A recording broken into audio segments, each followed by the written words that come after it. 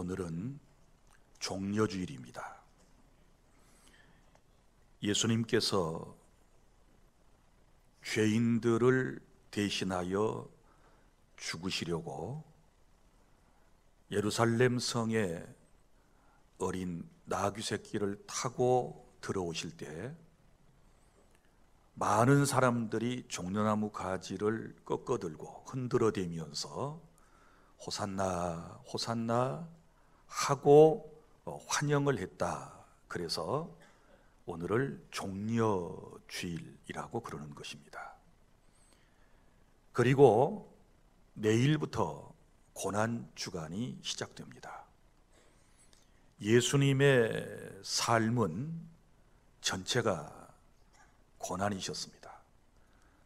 하나님이신 그분께서 사람의 몸을 입고 이 땅에 오신 것부터가 고난의 삶이셨고, 특별히 고난주간은 예수님께서 십자가에서 못 박혀 피를 쏟고 죽으신 금요일이기 때문에 우리가 특별히 이 고난주간을 더 예수님의 고난을 깊이 묵상하는 주간으로 삼고, 그리스도께서 나를 위하여 당하신 순환과 그 목적과 의미를 깨닫고 하나님께 감사하게 되는 것입니다.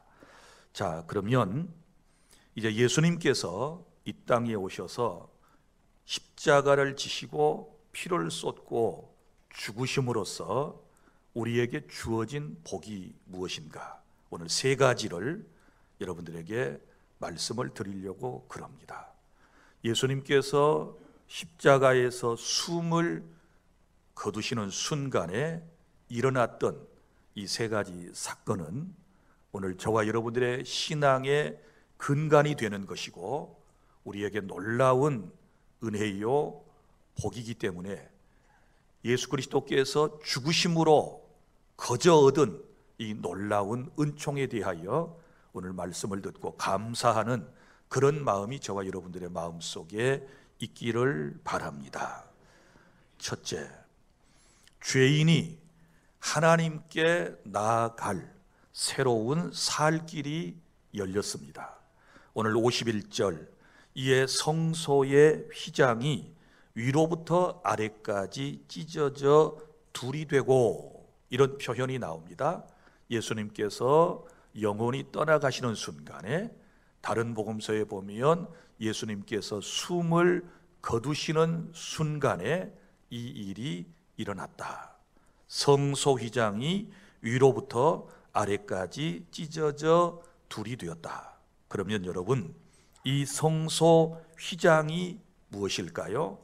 이 성소 휘장에 대한 이해를 가지시려면 여러분이 구약의 이 성전 구조를 잘 이해하시는 것이 중요합니다.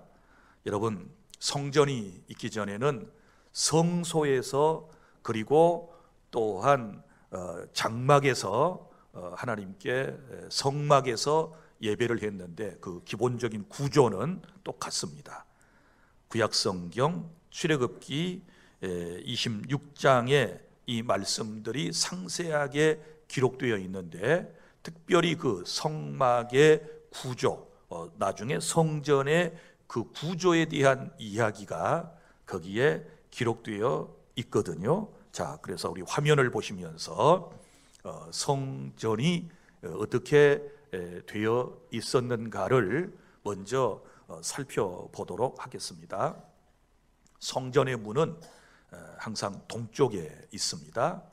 그리고 동쪽 문을 통하여 들어가면 뜰이 나오고요, 거기에 큰 물두멍이 있고 번제의 제단이 있어요. 그리고 난 다음에 이제 건물 안으로 들어가게 되는 거예요. 자, 건물 안으로 들어가면 맨 먼저 나오는 장소가 성소입니다.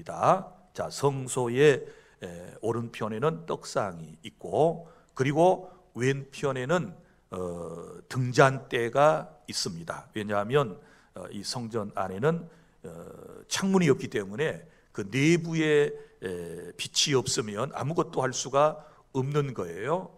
그래서 어두운 세상에 빛을 밝히듯 바로 등잔대가 왼편에 있고, 그리고 이제 정면 쪽에 보면 거기에 분향단이 있어요. 자, 이곳을 이제 성소라고 그러는데, 이 성소에는 매일 제사장들이 들어가서 백성들의 죄를 용서받게 하는 제사를 하는 곳입니다. 자, 그런데 그 앞에 보면 휘장이 있어요. 앞으로 나아가려고 그러면 휘장이 딱 가로막혀 있고, 그리고 휘장 뒤편에 뭐가 있느냐, 지성소가 있어요. 성소인데 거룩한 성소, 하나님의 임재의 상징이 되는 법궤 혹은 언약궤가 그곳에 모셔져 있거든요. 그 언약궤의 모습은 이렇게 생겼어요. 법궤의 모습은 두 그룹 천사의 문양이 있고, 이곳을 속죄소라고도 그러는 것입니다. 자, 그런데 이 가운데 지성소와 성소를 나누는 휘장이 예수님이 숨을 거두실 때 찢어졌다, 이렇게 오늘 본문이 기록을 하고 있는데, 지금 예수님께서 십자가를 지실 때에 그때의 성전은 소위 헤롯 성전이라고 그래요. 그러니까 이스라엘 백성들이 광야에서는 성막의 구조가 성전의 구조하고 그 내부의 모양은 거의 같습니다. 그래서 성막에서 제사를 하다가 가나안 땅에 들어가서 솔로몬 시대 때 솔로몬 성전이 세워지지요. 그리고 외세 침입으로 허물어졌던 성전을 스룹바벨이 또 다시 한번 재건축을 하게 되고, 그리고 예수님 시대에는 헤롯이라고 하는 왕이 헤롯 성전을 소위 건축을 하게 되었어요. 그건 정치적인 목적이 있었어요. 헤롯이라고 하는 사람이 신앙이 있어서라기보다는 유대인들의 환심을 사기 위하여 무려 40여 년 동안 건축한 그 헤롯 성전이 바로 예수님 당시에 있었는데, 자, 유대인의 역사가 가운데 유명한 사람이 바로 요세푸스라고 하는 사람이에요. 이 사람은 예수님께서 세상을 떠나시고 난 직후에 바로 태어난 사람이기 때문에 그 누구보다도 예수님에 대한 수많은 기록들을 남겼고, 그 당시에 예루살렘의 여러 형편들을 아주 상세하게 기록을 했는데, 특별히 이 성전 구조에 대한 그의 기록을 볼 것 같으면, 자, 이 헤롯 성전의 휘장에 대한 이야기가 나오는데, 이 휘장의 높이가 약 55규빗, 그리고 너비가 약 16규빗, 이렇게 기록을 했습니다. 1규빗은 45.6cm 정도로 학자들이 보고 있습니다. 그러면 바로 휘장의 높이가 25m 정도 되고, 그리고 그 너비가 약 7m 정도 된다고 보시면 돼요. 원래 성전의 휘장은 이렇게 크지 않았는데 헤롯이 어마어마한 성전을 자기 임의대로 만들면서 이렇게 엄청나게 큰 휘장이 등장하게 된 것입니다. 그리고 이 휘장은 요세푸스의 기록이 갈 것 같으면 바벨론에서 만든 고급 직물로 갖가지 색을 입히고 그 위에 아름다운 수를 놓아 만들었는데, 두께가 얼마 정도 되느냐, 10cm에서 15cm 정도의 두께가 된다고 그럽니다. 그래서 얼마나 견고하게 짜져 있는지 소 2마리가 양쪽에서 끌어당겨도 찢어지지 않을 정도의 그러한 휘장이었다, 그렇게 기록을 하고 있는 것입니다. 그런데 사람의 힘으로는 도무지 찢을 수 없는 이 휘장이 예수님께서 숨을 거두시는 순간에 찢어져서 둘이 되었다. 원래 하나로 되어 있는 것이 위로부터 이렇게 하나로 되어 있는 것이 위로부터 아래까지 쭉 찢어지니까 둘이 되었다. 성경이 이렇게 기록을 하고 있는 것입니다. 여러분, 이 휘장은 지성소, 곧 하나님의 언약궤, 법궤를 모신 곳을 가리고 죄인 인간이 그 지성소 혹은 언약궤를 보거나 만지지 못하도록 막아놓은 거예요. 왜냐하면 하나님은 거룩하신 분이신데 죄인이 함부로 이제 하나님을 보려고 한다거나 그리고 그 안에 성물을 만지게 되면 죽거든요. 그래서 그것을 딱 막아놨어요. 오직 대제사장만이 자신을 성결하게 한 이후에 1년에 한 번씩 대속죄일 7월 10일에 속죄의 피를 가지고 지성소에 들어가 속죄의 제사를 드릴 수가 있었던 것입니다. 그러니까 성소의 휘장은 죄로 말미암은 하나님과 인간의 관계를 보여주는 상징물이었고, 그리고 죄의 장벽의 상징이기도 했던 것입니다. 하나님과 인간 사이에 죄라고 하는 것이 딱 가로막혀 있다. 이게 이사야 선지자가 우리에게 주신 말씀이거든요. 그런데 그런 휘장이 그리스도의 죽으심으로 갈라져 버렸다. 항상 그 안이 베일에 쌓여 있었는데 이 베일이 딱 벗겨짐으로써 그 안이 환하게 드러나고 이제는 아무나 그 안에 들어갈 수 있는 그런 길이, 죄인인 인간이 하나님 앞에 자유롭게 나갈 수 있는 길이 열려지게 되었다라고 하는 것입니다. 그러니까 그리스도의 죽으심으로 하나님과 인간 사이에 막힌 담은 헐어지게 된 것이고, 죄의 장벽은 완전히 제거되었다. 이걸 우리에게 지금 보여주시는 장면이 오늘 본문의 말씀이거든요. 깨달을 수 있기를 바랍니다. 자, 그러면 예수님이 숨을 거두실 때 성소의 휘장이 위에서부터 쭉 찢어지면서 이제 안이 들여다 보이고 길이 생겼다. 이거는 이제 뭐라고 히브리서 10장 19절부터 20절에서는 설명을 하는가 하면, 자, 거기 말씀을 다 함께 낭독합니다. 시작. 그러므로 형제들아, 우리가 예수의 피를 힘입어 성소에 들어갈 담력을 얻었나니 그 길은 우리를 위하여 열어놓으신 새로운 살 길이요 휘장은 곧 그의 육체니라. 아멘. 아주 너무 중요한 말씀이에요. 다시 한번 볼까요? 여기 보면 우리가 예수의 피를 힘입어 성소에 들어갈 담력을 얻었다. 구약으로 다시 돌아가 봐요. 구약에서 제사장들이 이 지성소에 성소에 들어가려면 반드시 뭐가 있어야 돼요? 짐승의 피가 있어야 되는 거예요. 피 없는 제사는 성립될 수가 없는 겁니다. 그럼 피가 생기려면 짐승이 죽어야지요. 짐승이 죽어야 하는 거예요. 그런데 예수의 피를 그랬잖아요. 그럼 예수의 피를 얻으려면 예수님께서 십자가에서 죽으셔야 하는 거예요. 그래서 우리는 구약의 성도들이 짐승의 피를 통하여 하나님 앞에 나아갈 수 있었던 것처럼 저와 여러분은 보배로우신 예수 그리스도의 피, 어린 양으로 오셔서 우리의 죄를 대신하여 십자가의 피를 쏟고 죽으신 그분의 피를 힘입어서 성소에 하나님 앞에 나아갈 담력을 얻게 된 줄로 믿으시기를 바랍니다. 그래서 이 휘장이 쫙 위에서부터 아래로 찢어졌는데 그 길은, 여기 길이라고 성경이 말씀을 하고 있습니다. 그 길은 우리를 위하여, 누구를 위하여? 우리를 위하여, 저와 여러분을 위하여 열어놓으신 새로운 살 길이요. 할렐루야. 새로운 살 길이요 휘장은 곧 그의 육체라. 그는 누굽니까? 예수님의 육체를 의미한다. 그러니까 예수님은 자신의 몸을 휘장처럼 찢으시고 우리에게 새로운 길, 살 길, 하늘길, 천국길, 영생의 길을 열어주신 줄로 믿으시기를 바랍니다. 그래서 주님이 죽으심으로써 우리가 하나님 앞에 나아갈 길이 열렸다.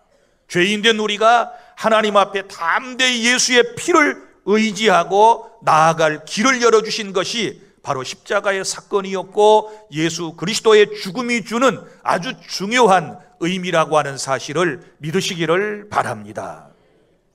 둘째로, 예수 그리스도의 죽으심을 통하여 우리에게 주신 놀라운 선물이 있는데, 그것은 오늘 본문의 51절부터 53절까지 말씀, 부활의 소망을 우리에게 주셨습니다. 자, 예수님께서 숨을 거두신 후에 오늘 말씀에 보면 땅이 진동하며 바위가 터지고 무덤들이 열리며 자던 성도의 몸이 많이 일어나되 예수의 부활 후에 그들이 무덤에서 나와서 거룩한 성에 들어가 많은 사람에게 보이니라. 아멘. 여러분, 유대인들의 무덤은 바위를 판 무덤이에요. 이렇게 절벽이 있으면 혹은 언덕이 있으면 거기에 바위를 파서 무덤을 만들어요. 혹은 그것이 평평한 곳일 때는 아래로 파요. 그리고 입구는 돌로서 봉인을 해 놓는 거예요. 이게 유대인들의 무덤 구조인 것입니다. 그런데 예수님께서 숨을 거두시게 되었을 때 그 무덤에 바위문들이 터졌다. 성경은 이렇게 말씀을 하고, 그리고 그 무덤들이 열려지며 예수님 이전에 의로운 유대인들, 즉 족장들, 선지자들, 순교자들이 다시 살아나게 되었다. 일어났다라고 하는 말은 살아났다라고 하는 말씀이고, 그리고 여기 말씀에 보면 자던 성도들이 그랬는데, 여기 여러분 죽음을 뭐라고 표현했습니까? 잔다라고 하는 것으로 표현을 했습니다. 자, 여러분 보십시오. 자는 사람은 죽은 사람이 아니에요. 여러분, 잔 사람은 다시 생명이 있기 때문에, 지금 자고 있는 상태는 생명이 있는 상태에서 자고 있기 때문에 이런 사람들은 다시 살아난다. 자, 자던 성도가 다시 살아난 이것은 무엇을 의미하느냐? 성도의 부활을 의미하고 있음을 믿으시기를 바랍니다. 예수님이 숨을 거두실 때 초자연적인 역사로 많은 사람들이 살아났습니다. 이것을 우리는 소생이라고 그럽니다. 이렇게 살아난 사람들을 부활이라고 하는 말로는 절대로 표현해서도 안 되고 부활도 아닌 거예요. 자, 그리고 이제 보세요. 예수님이 숨을 딱 거두시는 순간에 우리 시간적으로 보면 무덤의 문들이 촥촥 열려지며 깨지고 터지면서 그 안에 잠들어 있던 바로 구약 시대에 너무나도 귀한 사람들이 살아났어요. 그리고 난 다음에 이제 예수님이 부활하실 때까지 살아서 그 무덤 안에 있다가, 그리고 오늘 말씀에 보면 53절에 예수의 부활 후에 그들이 무덤에서 나와서 거룩한 성 예루살렘에 들어가서 많은 사람에게 보이니라. 할렐루야. 자, 많은 사람들이 이 본문의 말씀을 간과 지나쳐 버릴 때가 있어요. 왜냐하면 이 사건을 잘 믿지 못하기 때문에 그래요. 자, 여러분 오늘 처음 이 얘기를 듣는 분들도 아마 계실 거예요. 예수님이 숨을 거두실 때 무슨 일이 일어났는가? 첫째는 성소의 휘장이 갈라졌다는 그 의미를 여러분이 이해를 하셨고, 두 번째는 무덤에 있던 사람들이 살아났다. 구약 시대에 무덤에 있었던 사람들이 살아났는데 무덤 문이 촥촥 열리고 죽었던 사람들이 살아나서 그 무덤 공간에 있다가 예수님이 부활하신 후에는 어디로 들어가요? 예루살렘으로 들어가서 보통 사람들과 함께 살다가 죽었다. 믿습니까? 이 사실을 믿으시기를 바랍니다. 믿어야 돼요. 왜? 주께서 우리에게 분명히 행해 주신 놀라운 사건이고, 이것은 우리에게 큰 교훈을 주는데, 봐라, 사람이 죽지만 다시 살아난다. 이것은 예수 그리스도의 부활을 암시하는 것이고, 또 예수님께서 죽으셨다가 사흘 만에 다시 살아나셔서 40일 동안 세상에 계시면서 많은 사람들에게 부활하신 자신의 모습을 보여준 것은 우리에게 부활 신앙을 말씀해 주시는 줄로 믿으시기를 바랍니다. 그런데요, 우리가 여기서 한 가지 알아야 할 것은, 성경에 보면 죽었다가 살아난 사람들이 나와요. 약 7명 정도 신구약 성경에 나오는데, 이걸 이제 소생이라고 그러거든요. 그래서 소생과 부활의 차이점을 여러분이 잘 아셔야 돼요. 보십시오. 자, 소생이라고 하는 것은 완전히 죽었다가 살아난 것. 자, 오늘 여기 사람들, 구약시대 사람들 죽었다가 살아났거든요. 그런데 이 사람들은 얼마 동안 살다가 또 죽었어요. 그러니까 장례를 2번씩 치른 사람이 되는 거예요. 그러니까 소생은 완전히 죽었다가 살아난 것. 이런 특징이 있고, 그 다음에 또 하나의 특징은 살아날 때는 죽기 전의 모습, 바로 죽기 전에 그 모습 상태로 살아난다. 그리고 또 세 번째 특징은 살아나서 얼마 동안 살다가 또 죽었다. 이것을 뭐라고 그래요? 소생이라고 그런 거예요. 소생. 그러면 아까 7명이 성경에 나온다고 그랬는데, 자 보십시오. 구약에 보면 사르밧 과부의 아들이 죽었는데 엘리야라고 하는 선지자가 살려주었어요. 자, 이건 부활 아닙니다. 소생이에요. 왜냐하면 살아난 아들이 좀 살다가 또 죽었거든요. 또 죽었어요. 그 다음에 두 번째, 수넴 여인의 아들이 죽었는데 이번에는 엘리야의 제자인 엘리사 선지자가 살려주었어요. 하나님의 능력으로. 그런데 이 아이도 살다가 죽었어요. 그러므로 부활이라고 말하지 않고 뭐라고 얘기해요? 소생이라고 얘기하는 거예요. 또 이제 신약으로 넘어오면 회당장 야이로의 딸이 누구에 의해서? 예수님에 의해서 죽었다가 다시 살아났습니다. 그러나 야이로의 딸도 또 죽습니다. 그 다음에 네 번째, 나인성 과부의 아들이 죽었었는데 예수님께서 살려주셨거든요. 그런데 이 살아난 아들도 또 살다가 죽었으니 이것도 소생이지 부활이라고 표현하지 않는 거예요. 또 다섯 번째는 나사로가 죽었다가 나흘 만에 예수님에 의해서 살아났지 않았습니까? 그런데 나사로 또 살다가 죽었거든요. 이거 소생이라고 그러는 것입니다. 그리고 또 사도행전에 보면 다비다라고 하는 사람이 죽었었는데 베드로 사도에 의해서 살아났습니다. 또 유두고라고 하는 사람이 7번째 죽었었는데 사도 바울에 의해서 죽었다가 다시 살아났습니다. 그러나 지금 7명의 이 모든 사람들은 살아났다가 또 죽었어요. 그러므로 이것은 부활이라고 말하는 게 아니고 뭐라고 얘기한다고요? 소생하였다. 이렇게 표현을 하는 것입니다. 그러면 자, 오늘 본문에 보면 소생한 사람이 지금 있잖아요. 무덤문이 열리면서 구약시대에 죽었다가 살아난 사람들, 소생한 사람들 먼저 있어. 그 다음에 예수님의 부활이 나오잖아요. 예수께서 부활 후에 주님은 부활하셨다. 우리도 언젠가는 부활하게 될 터인데, 그러면 소생과 부활의 차이점이 뭘까요? 다른 점이 뭘까요? 부활은 이런 겁니다. 완전히 죽었다가 썩지 아니할 몸으로 살아나는 것을 부활이라고 그래요. 믿습니까? 자, 완전히 죽었다가 썩지 아니할 몸으로 죽지 아니할 몸으로 다시 살아나게 되는 거예요. 그리고 또한 부활은 어떤 특징이 있느냐? 영광스러운 몸으로 살아나는 거예요. 자, 소생한 사람들은 또 아파서 병들어 죽잖아요. 그런데 부활하면 어떻게 될까요? 영광스러운 몸이에요. 또 성경에 보면 강한 몸으로 살며 병들지 않습니다. 육체적 어떤 고통을 전혀 겪지 않습니다. 그리고 신령한 몸으로 영원히 사는 상태를 부활이라고 그래요. 할렐루야. 그러니까 부활하면 다시 죽지 않습니다. 신령한 몸으로. 그러니까 우리가 추측할 수 있는 것은 내 삶에 내가 가장 만족할 수 있는 나의 모습으로, 그리고 상대방이 가장 호감이 있는 그런 아름다운 그런 신령한 모습으로 우리는 부활을 하게 될 것이고, 부활한 이후에는 주님과 함께 영원히 살게 될 줄로 믿으시기를 바랍니다. 그래서 예수 그리스도의 죽음을 통하여 우리에게 부활 신앙을 주신 거예요.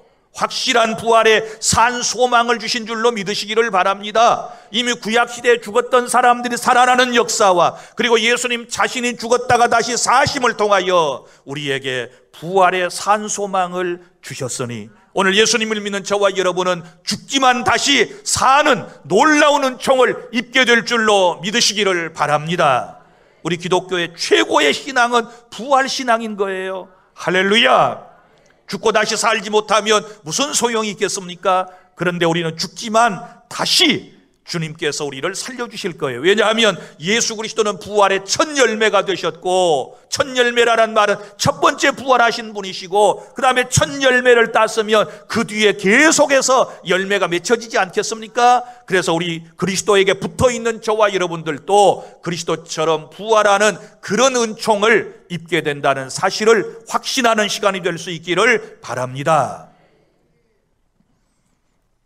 그리고 셋째, 예수님이 십자가에서 피를 쏟고 숨을 거두시는 순간에 54절에 보면 예수님은 하나님의 아들이심을 드러내 주셨습니다. 백부장과 및 함께 예수님을 지키던 자들이 지진과 그 일어난 일들을 보고 심히 두려워하여 이르되 이는 진실로 하나님의 아들이었도다. 아멘.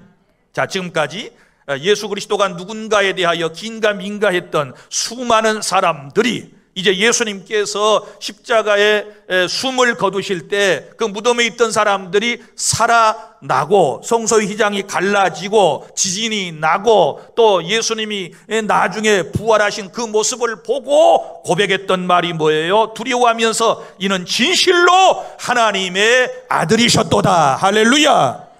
사랑하는 성도 여러분, 마태는 이 사람들은 모두 이방인들이었다라고 기록을 하고 있고, 누가는 이를 구경하러 모인 모든 유대 무리들이 다 가슴을 치며 돌아갔다, 이렇게 기록을 하고 있는 것입니다. 여러분, 예수 그리스도의 십자가의 죽으심을 통해 예수님은 하나님의 아들이심을 많은 사람들이 믿도록 하셨습니다. 사랑하는 성도 여러분, 오늘 이 말씀을 듣는 여러분들에게 있어서 예수 그리스도는 누구라고 생각을 하십니까? 자, 예수님께서 죽으실 때 일어난 이 놀라운 사건을 오늘 여러분들이 듣고 있는데, 여러분들은 이제는 예수님을 어떻게 고백할 것인가? 이게 중요한 거예요. 마태복음 16장 16절에서 베드로는 세상 사람들이 나를 누구라 그러더냐 물으신 다음에, 그러면 너희들은 나를 누구라고 부를래? 누구라고 믿을래? 라고 말씀을 하실 때 베드로는 주는 그리스도시요 살아계신 하나님의 아들이십니다 라고 고백했던 것처럼, 그리고 오늘 본문에 예수 그리스도의 십자가 사건과 예수 그리스도가 죽으신 후에 일어난 일들을 보는 사람들이 진실로 하나님의 아들이었도다 라고 고백한 것처럼 저와 여러분에게도 이런 고백이 오늘 있어야 될 줄로 믿으시기를 바랍니다. 더 이상 우리의 신앙이 헷갈려서는 안 됩니다. 예수를 끝까지 믿을까 말까 이런 생각을 해서는 아니 되는 것입니다. 말씀을 통하여 오늘 찾아오신 주님을 나의 주님이시요 살아계신 하나님의 아들이심이라고 하는 사실을 확실하게 믿음으로 고백하는 복된 시간이 될 수 있기를 바랍니다. 사랑하는 성도 여러분, 예수님은 사람의 몸을 입고 이 세상에 오셔서 고난받고 십자가에서 죽으셨습니다. 그 이유가 무엇일까요? 그것은 바로 우리의 죄값을 대신 치러주심으로 자신의 몸을 휘장처럼 찢으신 다음에 죄인인 우리가 하나님 앞에 나아갈 새로운 길, 살 길을 열어주시기 위해서 예수는 십자가에 고난받고 죽으셨다는 사실을 믿으시기를 바랍니다. 이제 예수님께서 요한복음 14장 6절에서 내가 곧 길이요 진리요 생명이니 나로 말미암지 않고는 아버지께로 올 자가 없다라고 하는 이 말씀의 의미를 깨달으시겠습니까?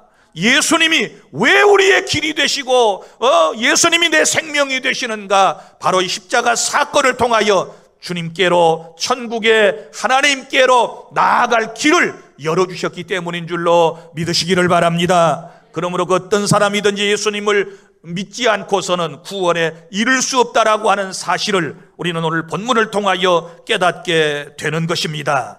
사랑하는 주 안의 성도 여러분, 예수께서 죽으심으로 우리에게도 부활의 소망이 생겼습니다. 예수님은 죽으셨다가 다시 살아나셨습니다. 어떤 힘든 상황에서도 고통스러운 삶의 역경과 고난이 겹쳐서 온다 할지라도 부활신앙을 갖는 사람은 반드시 승리하게 될 줄로 믿으시기를 바랍니다.